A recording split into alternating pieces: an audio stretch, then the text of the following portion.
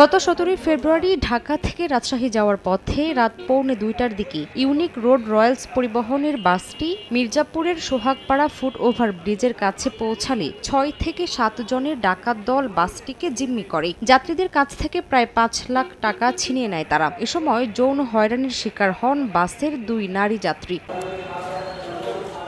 ঘটনার 3 দিন পর মামলা হলে জড়িতদের ধরতে মাঠে নামে পুলিশ। শনিবার সকালে পুলিশ সুপার মিজানুর রহমান সংবাদ সম্মেলনে জানান, বৃহস্পতিবার রাতে ওমর আলী নামে এক যাত্রী অজ্ঞাতদের আসামি করে মির্জাপুর থানায় মামলা করলে অভিযানে নামে পুলিশ।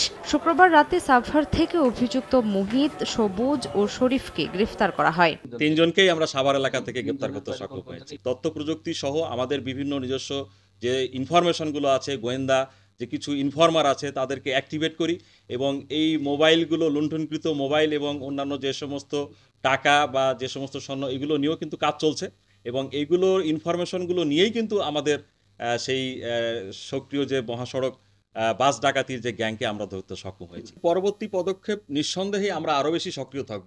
এর আগে নাটোরের বড়াইগ্রামে বাসটি পৌঁছালে বিক্ষুব্ধ যাত্রীরা চালক ও তার সহকারীকে আটক করেন। পরে পুলিশ বাসটি জব্দ ও আটক 2 জনকে হেফাজতে নেয়। যদিও বুধবার আদালত থেকে জামিন নিয়েছেন তারা। শামীমা শাম্মী, সময় সংবাদ।